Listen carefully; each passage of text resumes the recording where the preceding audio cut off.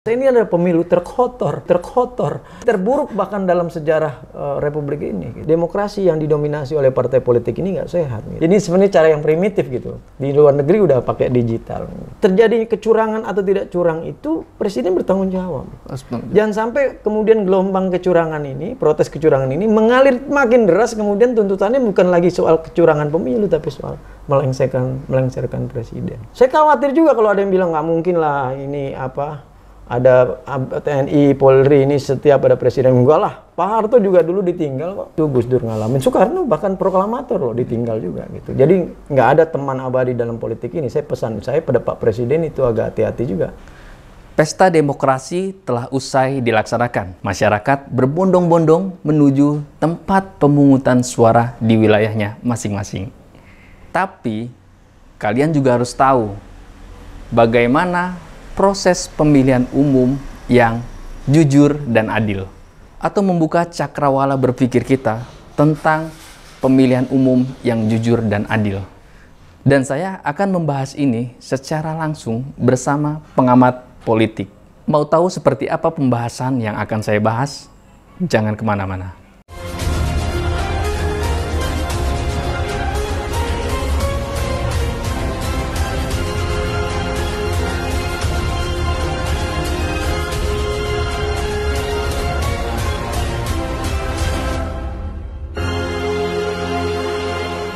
Saat ini saya sedang berada di kediaman salah satu pengamat politik yang memiliki segudang pengetahuan tentang dunia politik. Saat ini saya sedang bersama Bang Irwan Suhanto. Assalamualaikum Bang. Waalaikumsalam. Kabar sehat?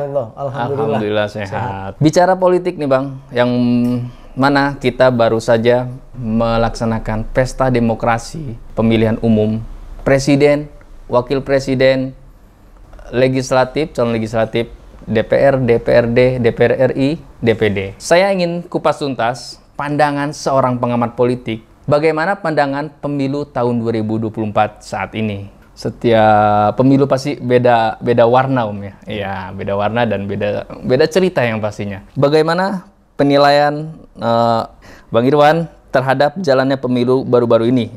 Dan apakah Bang Irwan melihat adanya indikasi kecurangan pemungutan suara? Terima kasih Bang Imron ya. Bahwa pemilu kan dalam proses demokrasi adalah jalan yang paling beradab yang bisa kita tempuh untuk mencari satu kekuasaan politik, menemukan kekuasaan politik. Itu cara yang paling beradab.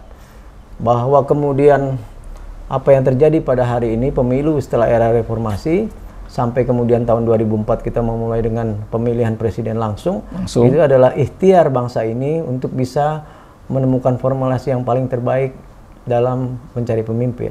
Lahirnya pemilu itu ya, 2000... Ya, karena kita selama 32 tahun era Orde Baru kan kita tidak pernah diberi ruang yang cukup sebenarnya untuk menyampaikan aspirasi lewat pemilu, karena semua hasilnya sudah ditentukan oleh penguasa sebelumnya.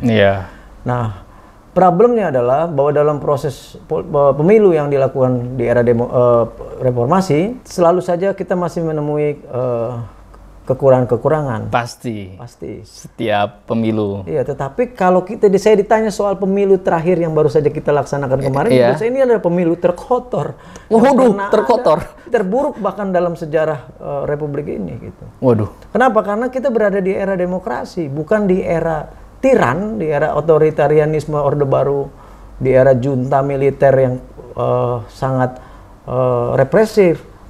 Kalau ini kan katanya di era demokrasi, di era reformasi yang sangat demokratis. Kok ada pemilu yang kemudian penyelenggaraannya sangat acak-acakan, diintervensi oleh banyak hal. Saya melihat banyak video yang di-share di media sosial misalnya. Ada kertas suara yang dicoblos oleh orang-orang tertentu dengan ancaman dan segala macam.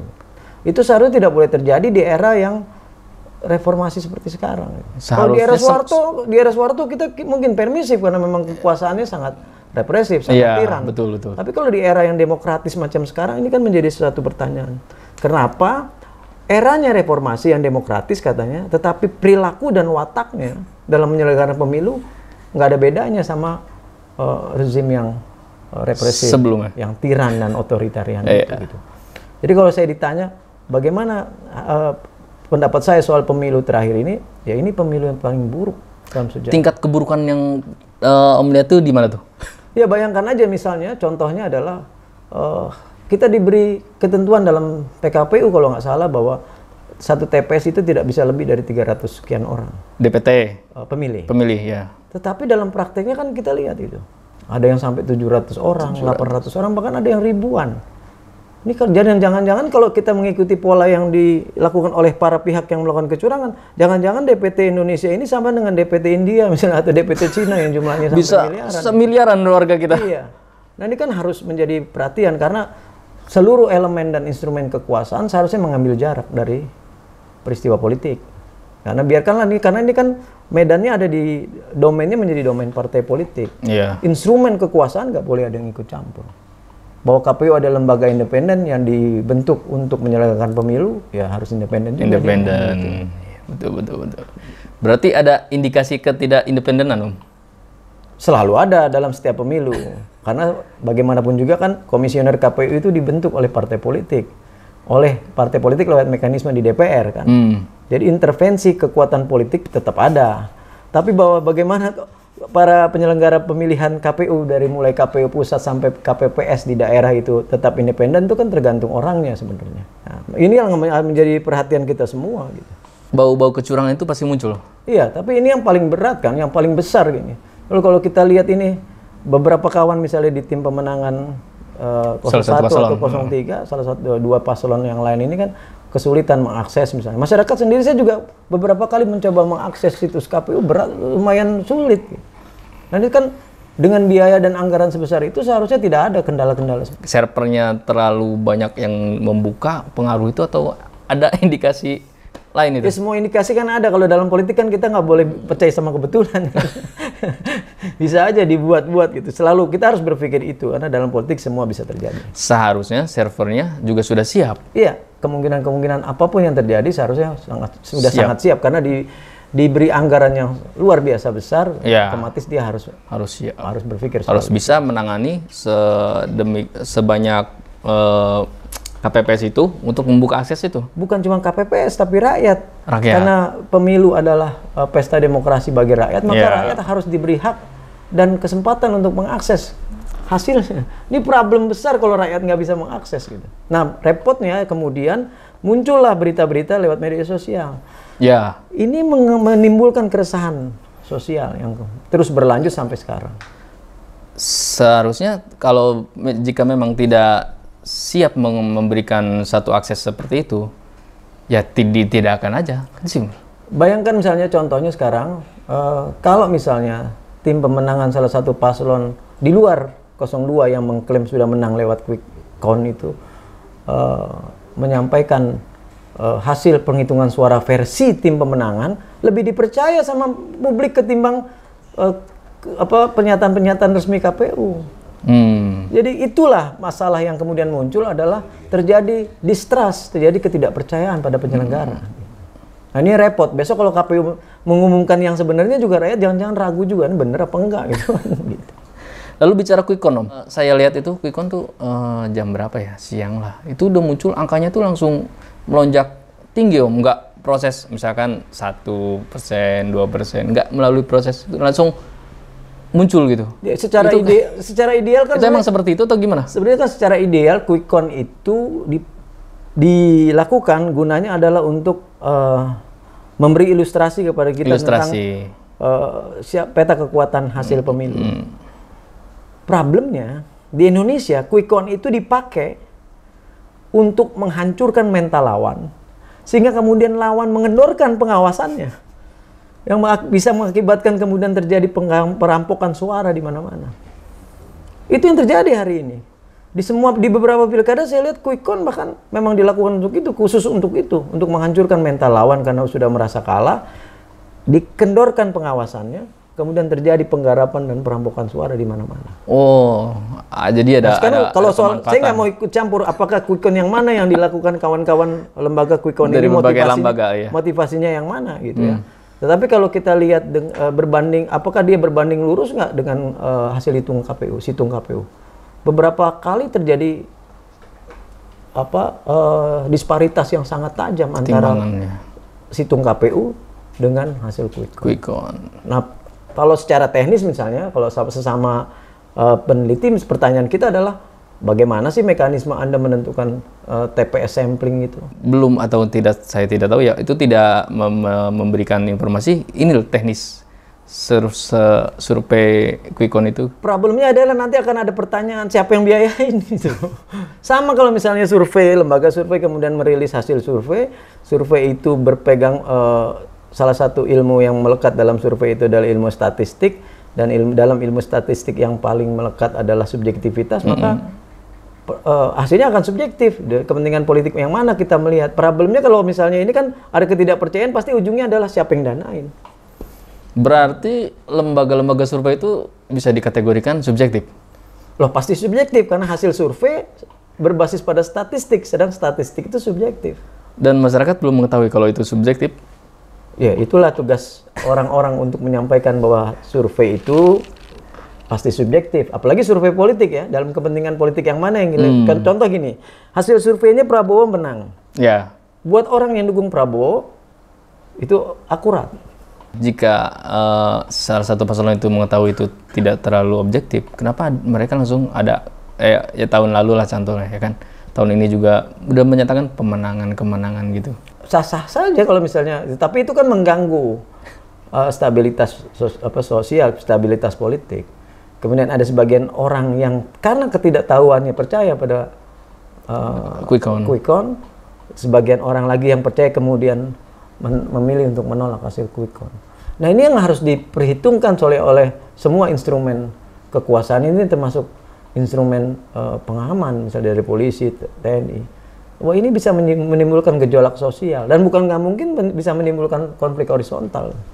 Nah, belakangan ini kan lagi rame masalah kecurangan. Menurut pandangan Bang Irwan nih sebagai pengamat politik, apa yang dapat menjadi dampak dari dugaan kecurangan pemilu terhadap stabilitas politik dan kepercayaan masyarakat, distrustnya itu?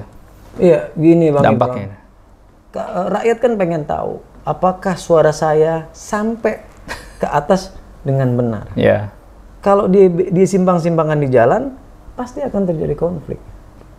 Kalau dalam terminologinya gini, kita punya banyak portofolio lah konflik politik yang mengakibatkan kemudian menjadi konflik sosial, konflik antar masyarakat. Sudah banyak terjadi berkali-kali. Yeah. Nah, jangan sampai pemilu yang curang ini kemudian menjadi pemicu munculnya konflik. Buat orang yang berkuasa sih pengennya nggak ada konflik. Tapi buat orang yang kalah dicurangin, konflik adalah jalan terakhir yang akhirnya mereka tempuh kalau pemerintah, lembaga hukum kemudian tidak berlaku adil. Nah, orang Indonesia ini kan kalau udah ngamuk kadang-kadang nggak tahu ukurannya gitu, tahu dia ngamuk aslinya. Dalam politik siapa yang berkepentingan kemudian menunggangi atau istilahnya kemudian ikut mengorganisir dalam politik biasa aja sebenarnya. Nah, kekuasaan politik manapun seharusnya tidak boleh alergi dengan kritik dan perlawanan, karena itu bagian dari dinamika politik. Bagaimana menanganinya itu yang lebih penting. Jadi kalau ada kritik, perlawanan atau protes terhadap kecurangan, saya pikir penguasa harus lebih arif lah dalam menangani persoalan-persoalan seperti ini. Jangan kemudian misalnya ada bara api muncul karena perlawanan lalu ditumpas dengan semena-mena, ya itu kemudian menimbulkan bara api lagi di mana-mana gitu. Kan kita lihat sebelum pemilu, civil society sudah keluar, akademisi sudah keluar, mahasiswa sudah aksi, berbagai elemen masyarakat sudah aksi, meminta kepada pemerintah dan penguasa untuk bersikap adil dalam pemilu ini. Sudah diingatkan loh sebelum pemilu, kalau masih curang tetap melakukan kecurangan kan berarti memang bebal kekuasaannya, itu yang akhirnya bisa menimbulkan konflik. Tingkat kecurangan, jadi bicara dugaan kecurangan itu mungkin masyarakat agak sulit untuk merealisasikannya. Iya, kalau kan garda keadilan yang ditempuh oleh masyarakat misalnya nanti kalau memang terbukti terjadi kecurangan misalnya, lalu dibawa ke Mahkamah Konstitusi, Mahkamah Konstitusinya kemudian tidak juga bersikap adil, itu kan jalan keluar yang bukan nggak mungkin jalan keluar yang ditempuh oleh rakyat adalah konflik. Dan itu akan terjadi lagi. Sangat terniscayakan gitu. Nah, kita punya banyak cerita soal itu sebenarnya. Cerita konflik itu? Iya, konflik karena politik. pernah ngalamin? Ya peristiwa 98 misalnya. Kita coba deh, kita ingat-ingat peristiwa 98 itu. 97 itu pemilu diintervensi. Sejak awal pemilu, Orde Baru memang melakukan intervensi dalam pemilu. 97 lebih gila gitu. Karena salah satu partai diintervensi, diambil alih oleh pemerintah, sehingga kemudian yang ikut pemilu adalah partai yang versi pemerintah. Dalam hal itu misalnya PDI. Sehingga PDI Megawati kemudian memilih untuk tidak ikut pemilu. Pemilu 97 itu syarat konflik. Hasil pemilu 97 kemudian menghasilkan sidang istimewa. Sidang umum tahun 11 Maret 98 yang melantik kemudian Soeharto dilantik sekali lagi jadi presiden pada bulan Maret 98. Tetapi hasil itu kemudian tidak diterima oleh rakyat, bahkan menimbulkan gelombang perlawanan, dan 2 bulan setelah dilantik Pak Harto jatuh. Jadi bukan nggak mungkin ini, kalau ini terus dilakukan terjadi gelombang yang lebih besar. Karena sebelum pemilu Presiden Jokowi dan kekuasaan dalam ini pemerintah sudah diingatkan berkali-kali untuk tidak mengintervensi dan tidak curang. Dan itu pasti bisa dalam periode ini. Maksudnya kan harus ada antara masyarakat, mahasiswa, ya kan, tokoh-tokoh, kan harus turun tangan. Selalu kalau saya jadi presiden saya harus menghitung semua bisa gitu. Karena supaya kita tidak kemudian menganggap remeh gelombang perlawanan ini. Gitu. Ya kalau buat masyarakat mungkin berpikir udahlah yang penting jangan sampai ribut atau apa gitu. Buat politisi kan nggak begitu. Soal menang kalah menjadi sangat penting buat bagian politisi. Penting. Ya. Beberapa politisi menganggap dirinya dia sebagai kesatria bahwa sehingga kekalahan itu memalukan kan gitu. Itu kan harus kita pikirin itu. Kalah terhormat. Iya, kan ada istilah kalau dalam politik itu menang curang lebih mulia daripada kalah terhormat. Sehingga kemudian secara prosedur menang nggak apa-apa sekalipun curang. Nah ini kan berbahaya nih.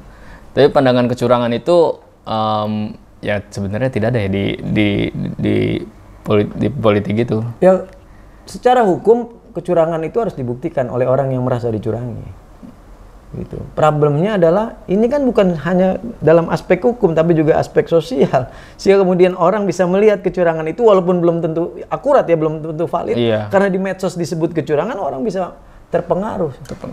Dan kemudian bisa mengambil langkah-langkah yang tidak pernah dipikirkan sebelumnya. Gitu. Ini kan soal misalnya fanatisme pendukung salah satu paslon, kemudian dia bisa ngamuk gara-gara merasa dicurangi. Padahal referensi dia melihat kecurangan itu hanya dari media sosial. Gitu misalnya. Aspek kecurangan juga banyak sebenarnya. Ya kalau kita lihat kan kecurangannya telanjang ini. Ini kecurangan paling telanjang di era reformasi. Dari awal sebelum mulai. Oh iya, dari prosesnya udah terlihat gitu. Ya, kalau katakanlah gitu. Berkali-kali saya juga ngomong sama kawan-kawan yang menggugat keputusan KPU meloloskan pasangan Prabowo Gibran itu bahwa ini akan muncul hanya keputusan etik. Keputusan etik nggak akan merubah ya. Keputusan administratif, sedangkan keputusan administratif itu yang menjadi pijakan legal formal kita. Gitu. Itu udah terjadi. Bagaimana mungkin gitu misalnya keputusan 90 nomor 90 dari Mahkamah Konstitusi yang merubah syarat wakil presiden itu di bawah 40 tahun, PKPU-nya masih di atas 40 tahun. Jadi saat Prabowo Gibran mendaftar, Gibrannya masih sudah sesuai dengan keputusan MK. Tapi PKPU-nya tidak dirubah. Jadi diterima dengan PKPU yang masih di atas 40 tahun, yang mendaftar di bawah 40 tahun. Itu kan malah administrasi sebenarnya. Gitu. Tapi karena putusannya etik di KPP kemarin tidak dibatalkan. Oke, secara legal formal kalian menang gitu, tapi dalam konteks sosial itu kan nggak bisa diterima oleh banyak orang. Tidak bisa diterima banyak orang, tapi melonjak. Nah itu dia. Jadi satu pertanyaan. Iya kan, kalau saya sih nggak mau mendahului keputusan KPU, tapi kalau kita lihat indikator-indikatornya kan ada. Apa langkah-langkah konkret yang sebaiknya diambil oleh lembaga terkait untuk menyelidiki dugaan kecurangan pemilu, dan memastikan keabsahan hasilnya? Itu langkah-langkah konkretnya itu. Ya, kalau langkah konkretnya KPU pertama dia harus maksimalisasi situs situng KPU itu agar bisa diakses oleh semua orang pertama. Yang kedua membereskan barisannya. Baik KPU pusat, KPU provinsi, KPUD kabupaten kota, PPK, PPS sampai KPPS. Dan mencari tahu siapa KPPS yang melakukan penghitungan tanpa boleh dilihat oleh orang. Ada videonya loh. Dia harus cari tahu itu. Nah, setelah cari tahu, polisi harus segera menindak orang-orang itu. Contoh misalnya, ada satu perempuan yang saya lihat videonya belum lama itu, dia mencoblos, mengaku telah mencoblos di beberapa tempat. Beberapa orang, bahkan saya pernah lihat video ada preman melarang orang, jangan ikut campur, kalau masuk saya pukul. Itu videonya terang. Nah, untuk mencari siapa orang itu dan segera ditangkap itu kan bukan problem susah sebenarnya. Orang pencuri motor aja cuman gara-gara direkam CCTV bisa ketangkep kok. Iya, gitu. Apalagi ini orang jerit-jerit mukanya jelas kelihatan gitu. Nah, kalau polisinya nggak mau menindak, ini kan menciptakan keresahan publik. Kemudian ya bukan nggak mungkin publik kemudian biar kita aja yang cari gitu. Jadi pertanyaannya, kenapa tuh polisi nggak mau menindak? Nah, itu dia. Sekarang problemnya kenapa kan polisi tidak mau menindak? Nah, itulah sebenarnya yang saya sebut sebagai instrumen kekuasaan, bahwa polisi bagian dari itu. Intelijen bagian dari itu. Jadi kalau ada tindak pidana, ya polisi harus segera tangkap. Fotonya, kesaksiannya, ada videonya. Itu nggak susah kok. Asal mau ya. Setiap Tapi kalau dibiarkan begitu kan kemudian orang per orang bisa kemudian mengambil kesimpulan kalau memang tidak ditindak ya kita aja yang ngambil. Terjadi pengadilan massal sepihak, orang bisa diadili, bisa dibunuh, gila ini. Terjadi gelombang konflik di mana-mana. Sebenarnya kan di setiap TPS itu sudah ada penjagaan dari polisi, Om. Ya di TPS tempat saya nyoblos aja polisi cuma datang moto-moto habis itu pergi kok. Itu seharusnya kan dia standby terus di TPS atas nama pemilu. Seharusnya. Enggak, saya di TPS tempat saya dia datang, foto, pergi lagi. Enggak lama kemudian ada aparat TNI datang, foto, pergi lagi. Sekedar foto? Iya, foto aja foto. Pada saat penghitungan apalagi dia cuma foto hasilnya, habis itu kabur lagi dia, cuma foto. Sekedar aja. Bukti laporan. Berapa nih, satu dapat, nomor 2 dapat berapa, nomor 3 dapat, dia foto, dia pergi. Nah, bagaimana kalau misalnya kemudian dalam perhitungan itu ada keributan antar saksi misalnya atau antar pendukung, kan nggak ada aparat keamanan di situ. Pertanyaan saya sebenarnya gampang itu. Buat apa sih dia moto gitu, laporan sama siapa sih? Laporan sih. Lebih hanya ke laporan saja. Jadi mementingkan laporan. Daripada mementingkan keamanan TPS. Nah, aduh, itu. Maaf, ada salah. Oh, itu yang berbahaya gitu. Sebenarnya kan. Gitu. Oke. Jadi mengamankan dirinya dari laporan untuk atasan. Nah, kalau kita ditanya bagaimana agar kemudian bisa dibenahi, ya timbulkan rasa percaya kepada masyarakat gitu. KPU rapikan aja barisannya nggak becus, KPPS yang berani menggelembungkan suara sikat. Lalu ada orang yang kemudian salah memberi, misalnya katakanlah perolehannya cuma 74 kemudian jadi 748 misalnya. Oh, cuma salah nulis. Oh, yang salah nulis harus dipecat. Kalian dibayar loh. Pakai pajak masyarakat. Iya. Kalau kalian kemudian menganggap ini perkara remeh-temeh, berbahaya kalian gitu. Bicara situs KPU tuh, itu bisa masyarakat bisa akses kan? Bisa akses seharusnya, sampai seharusnya kan. Nah, itu apa nanti real count sesuai dengan yang di ya kita adu dengan hasil yang didapat oleh para tim pemenangan calon. Kan tim pemenangan calon mengantongi C1. Iya, pasti. Oh ya, nanti disitulah dilihat. Gitu. Siapa yang lebih akurat, yang punya akurasi lebih tinggi, dia bisa dipertanggungjawabkan secara hukum. Gitu. Begitu. Nah, saya dengar kabar bahkan tim pemenangannya nomor 1 sudah akan menghadirkan 800.000 sekian saksi TPS membawa formulir C1 asli sebagai bahan perbandingan KPU. Di Mahkamah atau di KPU? Di KPU. Di KPU. Di KPU. Kalau KPU nggak punya C1 ini kita punya kurang lebih gitulah. Itu nanti setelah real count? Ya, dalam proses ini. Dalam proses ini? Iya, saya dengar kabar minggu depan mereka akan menghadirkan saksinya bersama formulir C1. Dan KPU juga kan belum mengantongi C1 secara real count. Bayangkan kalau tim pemenangan bisa ngumpulin formulir C1, masa KPU, sebuah lembaga negara yang digaji dengan begitu besar, lambat. Gitu. Proses pengiriman. Masa KPU kalah sama tim saya sih itu. Ya kan sudah bisa difoto gitu kan? Iya kan, foto, kemudian yang paling penting adalah hasil hard copy yang asli. Gitu. Jadi ya sudah didanai dari negara kok lambat. Iya, gitu. seharusnya kan anggaran yang besar harus berbanding lurus gitu. Bahwa ini bukan pekerjaan gampang loh, iya. Gitu. Besar anggaran kalian itu memang harus berbanding lurus dengan beban kerja kan gitu. Tanggung jawabnya juga harus lebih besar. Jadi tujuannya para saksi dari salah satu paslon itu menggugat ke KPU atau hanya memberitahu ini Iya, kalau KPU merasa bahwa mereka kesulitan mengakses informasi dari bawah soal formulir C1, ya akan disediakan oleh tim saksi salah satu paslon itu. Gitu. Jadi karena mungkin gini efisiensinya ya, mereka berpikir gini, jangan sampai ada waktu-waktu interval-interval waktu yang kemudian karena keterlambatan data itu kemudian dimanfaatkan oleh orang-orang yang tidak bertanggung jawab. Iya. Jadi mungkin efisiensinya ada lebih kepada untuk mempercepat penghitungan. Kalau kalian nggak punya, ini mereka punya, itulah kurang lebih sepertinya ya. Berarti dari salah satu persoalan itu muncul ide yang cukup. Iya, karena ada kekosongan waktu itu, interval waktu berbahaya, betul. Bahaya ya? Betul.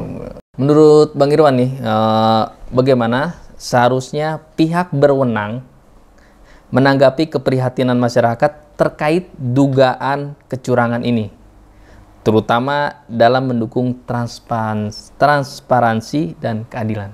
Iya, saya pikir lembaga keamanan landai aja lah. Terimalah aspirasi masyarakat yang merasa, kok nggak adil nih, kok nggak curang gitu. Ya, nggak usah berlebih-lebihan. Kalau mereka aksi, ya tanggapi aja dengan sebaik-baik, sebagaimana. Karena memang itu, aksi dan penyampaian aspirasi itu kan bagian dari demokrasi. Demokrasi. Bahwa penanganan yang berlebihan kemudian akan melahirkan konflik. Merugikan mereka secara institusional. Contoh misalnya polisi, kemudian terpancing emosi berlebihan, kemudian kan merugikan institusi. Gitu. Betul.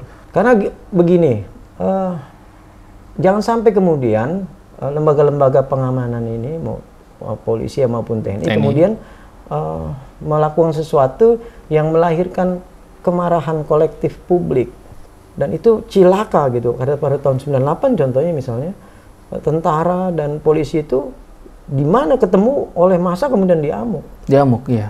Iya gitu. Jadi janganlah itu terulang lagi gitu. Jangan bermain-main dengan wah ini nggak akan kuat, masyarakat nggak akan lakukan apa-apa. Oh enggak gitu. Dan bahkan waktu itu Kapolri 2 ya.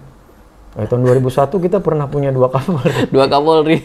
Jadi ya saya bersyukur karena melewati 2 peristiwa penting di Republik ini, yaitu tahun 98-99 dan peristiwa jatuhnya Gus Dur di tahun 2001 gitu. Saya melihat betul itu bagaimana kemarahan publik kepada aparat keamanan, dan sangat berat gitu bahwa kemudian mereka harus dibakar mobilnya, dianiaya orangnya gitu. Nah, ini kan jadi kalau kayak gitu siapa yang disalahkan, Bang? Ya kalau dalam konteks kewajiban dan kewenangan itu kan bisa jadi pelajaran penting bahwa kita tidak boleh mengulangi perilaku yang sama di masa lalu agar tidak terjadi peristiwa yang sama di masa depan, kan kayak gitu. Bagaimana sih sebenarnya lembaga kepolisian yang profesional harus dibuat misalnya. Ya, dalam perjalanan kan dalam prakteknya masyarakat ini sebenarnya kalau polisinya bersikap baik mereka pasti akan sama-sama. Tapi ketika polisinya terlalu, itu kemudian melahirkan kebencian yang masif dan secara kolektif gitu. Nah, ini harus menjadi kalau istilahnya harus menjadi mawas diri bagi polisi, harus bersikap mawas diri, memperbaiki SDM-nya, memperbaiki protap dan penanganan soal aksi maupun penerimaan aspirasi. Pemilu saat ini tahun 2024 ini dibandingkan pemilu 2019 lalu itu perbedaannya apa tuh? Maksudnya indikasi kecurangannya itu kayak gimana? Tadi seperti dari awal saya bilang bahwa kecurangan pasti terjadi dalam tiap pemilu gitu. Sekali lagi kecurangan pasti terjadi, dan itu biasanya yang menjadi penilaian adalah terhadap penyelenggaranya gitu. Penyelenggara. Iya, karena kecurangan pasti tidak lepas dari penyelenggara. Apakah dia kemudian terlibat atau dia kemudian mengendorkan pengawasannya sehingga kemudian bisa terjadi kecurangan. Kan ada 2 sisi itu. Si penyelenggaranya terlibat dalam kecurangan atau sekedar dia tidak ketat dalam pengawasan sehingga terjadi kecurangan gitu. Tapi bahwa kecurangan hari ini terlihat lebih masif dan lebih mengerikan gitu. Sekali lagi itu kalau soal informasi dan teknologi yang sudah sedemikian canggih gitu. Iya, bahwa kemudian akses informasi, pengiriman data-data, video, foto dan segala macam itu sudah sedemikian cepat. Sehingga kemudian tidak bisa terhambat oleh siapapun. Jadi kalau zaman Pak Harto mungkin kecurangannya bisa lebih gila dari ini, tapi kan belum ada apa-apa saat itu. Kita belum punya medsos, kita belum punya apa-apa, belum punya ada handphone dan segala macam. Nah, ini sebenarnya yang harusnya antisipasi. Yang harusnya diantisipasi oleh siapapun yang mau melakukan kecurangan, gitu. Agar melakukan kecurangannya supaya lebih hati-hati gitu. Kalau sekarang kan terbuka dan telanjang ini, saya yakin pelaku kecurangannya adalah orang yang tidak profesional. Pastinya. Ya, terburu-buru, kasar, dan terlalu telanjang. Ini buat saya ini satu cara yang jorok lah. Makanya saya tadi bilang bahwa ini pemilu terjorok dalam sejarah Republik, karena dengan pertama adalah ini berada di dalam satu era rejim yang demokratis katanya itu ya. Jadi nggak mungkin dong seharusnya pemilu yang berada di saat yang sangat demokratis kemudian pemilunya curang, apa kekuasaannya ikut campur telanjang begini. Nah ini kan itu masalahnya. Yang kedua, karena akses informasi yang demikian cepat dan teknologi, kemudian segala kecurangan seharusnya diperhitungkan sangat hati-hati.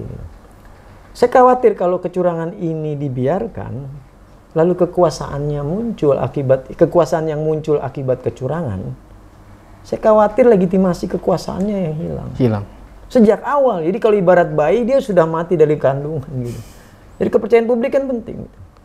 Ya itu dia saya bilang Pak Harto dilantik 11 Maret tahun 98, bulan Mei akhir dia udah jatuh. Itu hanya waktu 2,5 bulan kurang lebih. Pak Harto kehilangan legitimasi sama sekali. Karena memang pemilunya dan terpilihnya Soeharto saat itu sudah kehilangan legitimasi. Tapi waktu Pak Harto mundurnya dengan jangan terhormat gitu. Maksudnya beliau mengakui gitu. Iya, kalau kan gini, kalau kecurangan ini terus-menerus kan bukan mungkin berujung kepada ide menurunkan presiden. Oh iya, betul. Gitu. Jadi kan gelombang ini nggak bisa dianggap remeh karena presiden sebagai penguasa politik. Dan dia harus memastikan bahwa pemilu ini berlangsung dengan jujur, adil, luber ya, langsung umum, bebas rahasia, yang katanya jujur dan adil gitu, sebagai penguasa kan, penguasa politik gitu. Jadi terjadi kecurangan atau tidak curang itu presiden bertanggung jawab. Jangan sampai kemudian gelombang kecurangan ini, protes kecurangan ini mengalir makin deras, kemudian tuntutannya bukan lagi soal kecurangan pemilu tapi soal melengsarkan presiden. Bisa nggak? Sangat bisa. Bisa itu? Bisa. Sangat bisa gitu. Semua hal selalu bisa gitu. Dan ini kan harus dihitung. Saya khawatir juga kalau ada yang bilang nggak mungkin lah ini ada TNI, Polri ini setiap ada presiden. Enggak lah, Pak Harto juga dulu ditinggal kok. Bintang 5 loh Pak Harto, ditinggal juga. Gitu. Jadi nggak ada teman abadi dalam politik ini. Pesan saya pada Pak Presiden itu agak hati-hati juga. Kalau gelombang penolak, gelombang yang ingin ibaratnya gelombang yang ingin agar terjadi proses yang adil kemudian tidak ditanggapi dengan baik, mengalir makin deras kemudian menjadi gelombang meminta memundurkan presiden, jangan dipikir tidak terjadi. Apakah kemudian orang-orang di sekitar presiden tetap setia pada presiden? Enggak. Pak Harto juga ngalamin itu, Gus Dur ngalamin, Soekarno bahkan proklamator loh ditinggal juga gitu. Jadi bersiap-siap aja kalau terus-menerus nanti juga orang-orang sekeliling Anda akan pergi. Gitu. Jadi masyarakat itu intervensinya nggak cuma ke penyelenggara? Iya, sudah pada pihak kekuasaan politik. Karena kekuasaan politik itu yang seharusnya bertanggung jawab menyelenggarakan pemilu dengan benar. Iya, harusnya. Bahwa KPU hanya lembaga penyelenggaranya. Dan penguasa politik itu tidak kan ini mencampur. Bukan sesuatu yang tidak terhubung, mereka kan terhubung. Menurut Abang, ada reformasi yang perlu dilakukan dalam sistem pemilu untuk mencegah atau mengurangi resiko kecurangan di masa yang akan datang atau pemilu yang akan datang? Perlu nggak tuh? Ya, sebenarnya kan kalau kita ditanya bagaimana sih proses rekrutmen kepemimpinan yang berkualitas gitu. Yeah. Pemilu kemudian kita sepakati sebagai jalan yang paling beradab. Pesertanya dikunci hanya partai politik. Ya. Yeah. Begitu kan? Iya. Akibatnya adalah ini kemudian menjadi domain dimonopoli oleh partai politik. Nah, kalau kita lihat misalnya, kan partai politik juga nggak pernah nanya sama kita nih. Di dapil tersebut misalnya, tolong kasih saya rekomendasi siapa sih caleg-caleg atau kader-kader kami yang layak jadi caleg. Kan nggak. Secara sepihak partai politik menentukan calegnya sendiri. Menentukan sendiri. Nggak pernah nanya sama masyarakat di dapil. Lalu jadi PR untuk partai sendiri mungkin untuk nanya. iya, persoalannya kan partai kita isinya oligark semua. Oh, iya. Siapa yang bantah bahwa PDI Perjuangan adalah Megawati dan teman-temannya, Gerindra adalah Prabowo dan teman-temannya, di Demokrat adalah SBY dan teman-temannya. Bahkan partai yang unyu-unyu, yang kecil, kayak Gelora itu kan Anies Mata, Fahri Hamzah dan teman-temannya, Partai Umat Amin Rais dan teman-temannya. Itu kan begitu praktiknya. Nah, bahaya betul kalau partai yang isinya oligark ini kemudian menentukan secara sepihak orang-orang yang akan dia dipilih oleh rakyat dalam menjadi wakilnya di dalam DPR. DPRD juga begitu, DPRD provinsi, kabupaten, kota begitu. Nah, DPD bagaimana? DPD juga kebanyakan orang partai. Orang partai yang udah mau pensiun masuk DPD, nyalon DPD kan. Banyak juga yang begitu. Bahwa kemudian muncul orang-orang bukan orang partai yang terpilih, kayak misalnya saya dengar kemarin kemarin yaitu kecelakaan buat partai politik gitu. Karena sebenarnya partai politik udah menempatkan orang-orang dia juga pasti maju jadi DPD RI. Nah, termasuk presiden dan wakil presiden kan masyarakat nggak pernah diajak. Apa iya partai pendukung Anies menanyakan pada masyarakat bahwa setuju nggak sama Anies gitu? Partai pendukung Ganjar, apalagi partai pendukung Prabowo misalnya. Apa benar orang Golkar sudah nanya sama lapis bawah di Golkar, di lapis bawah bahwa dia setuju Prabowo Gibran kan enggak? Itu semua keputusan itu sepihak diambil oleh para elit di tingkat pusat. Nah, makanya saya selalu berpikir bahwa demokrasi yang didominasi oleh partai politik ini nggak sehat gitu. Karena sebenarnya pilar demokrasi kan bukan cuma partai politik. Kampus pilar demokrasi, media pilar demokrasi. Lalu lembaga swadaya masyarakat pilar demokrasi. Tapi kan dalam perspektif politik kekuasaan kemudian itu dikuasai sepihak oleh partai politik. Padahal partai politik sebenarnya tidak pernah ada dalam perjalanan sejarah perubahan bangsa ini. Gitu. Saya berkali-kali ngomong. Enggak, kalau kita lihat peristiwa perubahan di Republik ini nggak pernah ada peran partai politik di situ kan. 1908 mereka nggak ada, 1928 mereka ada. 1908 kan Budi Utomo bukan partai politik. Bukan. Wakil-wakil pemuda di Sumpah Pemuda 1928 juga bukan wakil partai politik. Bukan partai politik. Bukan. Tahun 45 yang orang-orang yang ada di sidang dalam sidang PPU PKI maupun PPKI pun bukan wakil dari partai politik.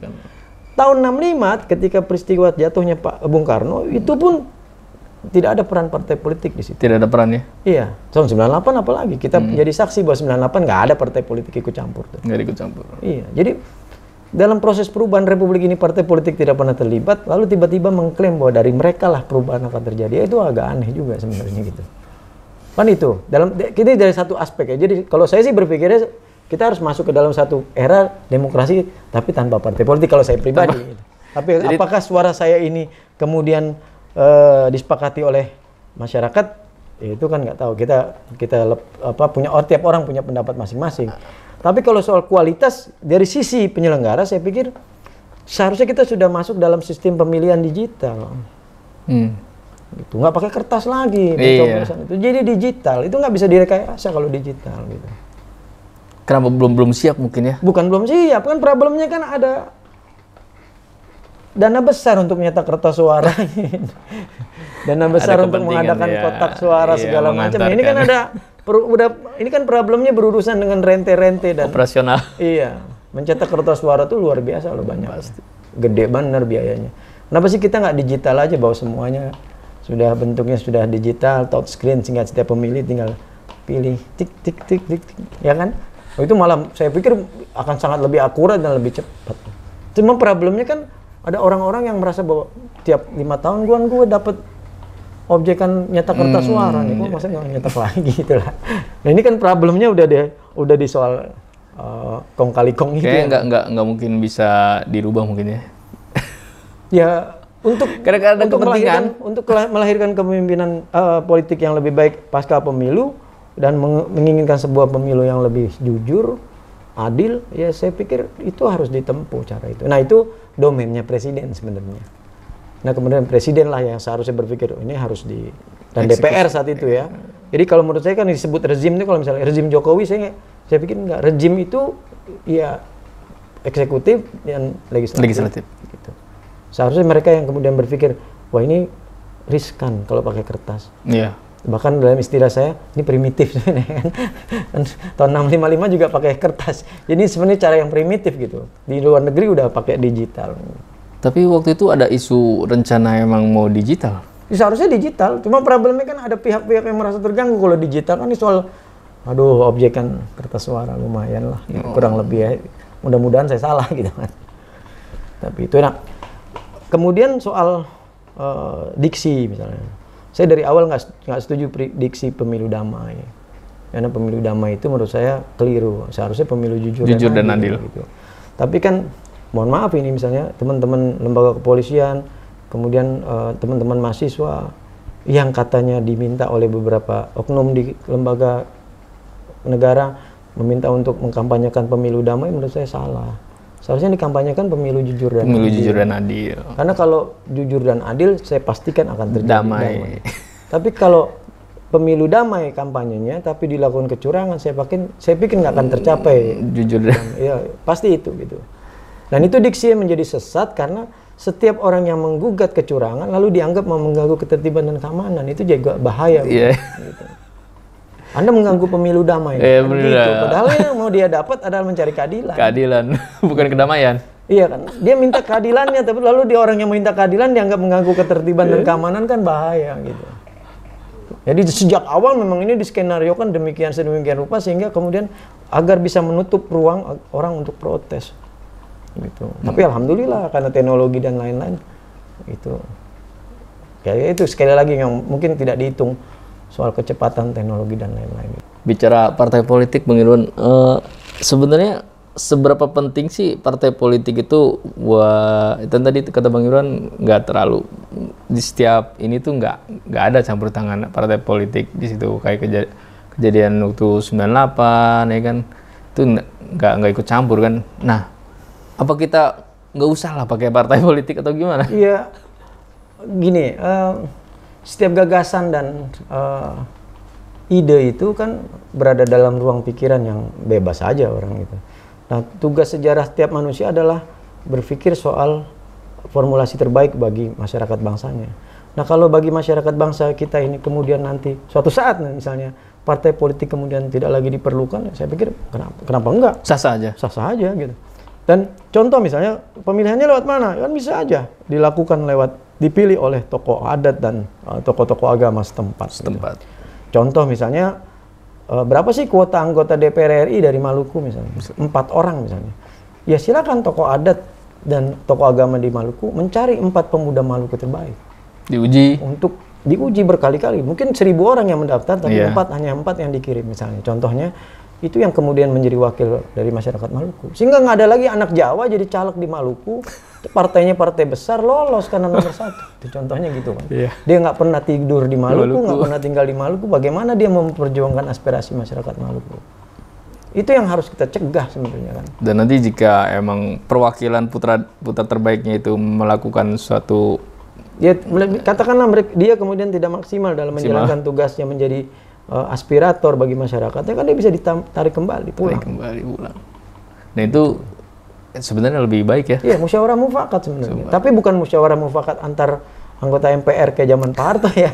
Yang musyawarah mufakat hanya segelintir orang, itu juga bahaya gitu. Nah, Bang Irwan sebagai pengamat politik, apa saran dan atau rekomendasi yang dapat Bang Irwan berikan nih kepada pihak terkait dalam penanganan dan penyelesaian kontroversi pasca pemilu?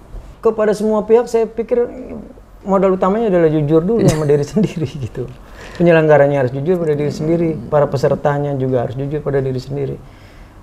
Bahwa kemudian masyarakat hanyalah orang-orang yang merasa perlu mendapatkan keadilan karena mereka juga dilibatkan dalam pengambilan suara.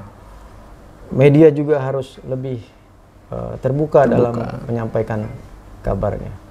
Saya pikir kalau ditanya masukannya apa, saya pikir itulah masukan yang paling. Jadi lebih ke ini ya, mungkin pada penyelenggara itu lebih ketat penyeleksiannya. Iya, kan ada beberapa ya ini harus segera dirapikan lah oleh mereka. Waktu berjalan, saya dengar pengumuman resmi KPU itu tanggal 20 Maret. Ini masih sangat panjang waktunya. Jadi kalau mau berbenah segeralah gitu. Apa yang dibenahi? Ya, itu kayak tadi misalnya webnya. Lalu informasi yang keliru itu kayak, saya pikir kalau ada yang salah nulis, coba pecat aja lah gitu. Kan itu kan berbahaya betul gitu, disinformasi gitu. Itu bisa mengakibatkan orang keliru dalam mengambil pendapat dan keputusan gitu. Kan rakyat ini kan apalagi semakin lapar dia semakin kayak sumbu pendek lah rakyat yang udah lapar ini kan udah susah dan lapar ini. Bukti bahwa rakyat susah dan lapar itu kan ya bansos buktinya dibagiin kan berarti rakyatnya susah. Jadi kalau ditanya mana rakyat susahnya ya itu yang dibagiin bansos. Gitu kan gitu aja. Mana rakyat susah itu yang di rumahnya Usigas hijau. Saya mau Bang Irwan kasih suatu pandangan ke masyarakat. Atau kasih suatu harapan ke masyarakat, masyarakat itu benar-benar menikmati demokrasi yang benar-benar demokrasi itu kayak gimana Bang Irwan? Ya kalau demokrasi itu kan sebenarnya kan demokrasi ini definisinya apa sih? Kebebasan berpikir, bertindak dan berbicara gitu kan. Nah salah satu representasi demokrasi dalam konteks legal formal kan pemilu. Iya. Bagian dari proses itu adalah memberikan hak suaranya secara independen, tidak dalam tekanan, tidak dipengaruhi dan lain-lain. Bahwa kemudian dalam perjalanannya terjadi kecurangan atau apapun, saya pikir teman-teman KPU, KPUD di daerah, Bawaslu, itu kan rata-rata kalian aktivis lah, kalian tahu lah bahwa ini berbahaya buat masyarakat. Mereka tahu lah, teman-teman di KPU, teman-teman di KPUD, semua rata-rata Bawaslu, semua aktivisnya tahu mereka aktivis. Dan mereka pasti tahu bahwa ada resiko-resiko. Jangan nganggap remeh lah, bahwa kalian dulu juga tahu kok bahwa ini juga bisa berbahaya. Bahaya. Dan pemerintah dalam hal ini, penyelenggara, presiden dalam hal ini misalnya sebagai penguasa tertinggi ya harus benar-benar menjaga jarak dari peristiwa politik pemilu ini. Gitu. Jangan kemudian membiarkan ada instrumen-instrumennya ikut campur, main atau apa. Harus clear lah, misalnya ada terlibat nanti dalam perjalanan misalnya katakanlah bisa dibuktikan ada keterlibatan aparatur negara, saya pikir nggak ada ampun lah, pecat aja. Kalau polisi, Kapolri dicopot lah. Gitu. Kalau tentara ya panglimanya copot. Kalau intelijen bin ya kepala binnya copot. Ini kan bagian dari efek jerah. Jangan lagi kalian main-main untuk ikut campur dalam. Kalau di aparatur sipil negara ya Mendagrinya aja copot sekalian. Kan gampang betul gitu. Betul. Nah ini kan kemudian rakyat muncul kepercayaannya kepada penguasa dan rakyat menikmati demokrasi yang sesungguhnya. Itu karena ini penting. Kita berada di ujung situasi yang krusial yang bisa sangat berbahaya kalau kita keliru dalam menanggapi proses ini. Jadi biarkan aja, kalau saya pikir sih protes kecurangan dan lain-lain itu bagian dari demokrasi. Gitu. Bahwa apakah ini akan jadi 1 putaran atau 2 putaran kan kalau rakyat manut aja. Kalau jadi 2 putaran, hayo kan gitu aja. Walaupun mereka rata-rata mungkin kalau 2 putaran ngapain sih milih lagi gitu. Tapi kan itu faktanya kan, buktinya ikut aja kalau di pilkada 2 putaran mereka pada ikut. Partisipasinya masih tinggi. Gitu. Masih tinggi. Iya. Jadi apakah 1 putaran atau 2 putaran? Kalau saya jadi Pak Prabowo sih 2 putaran juga ayo begitu. Jangan kemudian merasa kalau 1-2 putaran menjadi 1. Tapi mereka mengotot 1 putaran ya, kampanyenya. Itu kan keputusannya ada di KPU. Jadi saya agak kaget juga orang deklarasi karena quick count gitu. Padahal kan keputusan KPU penetapannya masih tanggal 20. Jadi terlalu terburu-buru ya. Mungkin ya menurut saya sih sangat disayangkan karena di dalam sana banyak aktivis-aktivis kok melakukan tindakan yang nggak terukur. Seharusnya ya kita tunggu hasil sama-sama, walaupun hasil quick count kami menang seperti itulah, harus arif lah. Karena itu nggak, pernyataan-pernyataan seperti itu justru menjauhi konflik kan. Semua pihak lah, baik yang merasa dicurangi juga. Saya pikir tim paslon lainnya juga udah sangat konstitusional yang ditempuh jalurnya. Gitu. Seharusnya. Iya, dan statement Anies maupun Ganjar itu juga sangat bagus kan. Bagus, misalnya. Ya kita tunggu keputusan KPU. Ya itu yang nggak keluar dari tim Pak Prabowo untuk menyatakan yang sama. Kita tunggu keputusan dari KPU. Itu kan nggak keluar. Seakan-akan quick count itulah kebenaran. Itu berbahaya. Jadi potensi konfliknya menjadi makin melebar. Gitu. Jadi buat masyarakat jangan khawatir ya. Nggak usah khawatir. Masyarakat kita ini kan terlatih dia. Mau konflik ayo, mau damai juga ayo gitu. Kita ini sudah melewati banyak badai lah. Jadi nggak usah khawatir. Jadi tapi pemerintah juga harus tetap merapikan barisannya dan sikap perilakunya, sistemnya semua harus dirapikan. Kalau enggak, ya tadi yang saya sampaikan, jangan pernah menakar kemarahan rakyat. Saya pikir itu. Oke, Bang Irwan, terima kasih banyak atas sama-sama, waktunya. Bang Imron. Semoga kita ketemu lagi di lain pilpres selanjutnya. Jauh amat, jangan pilpres selanjutnya dong. Putaran 2. Oke.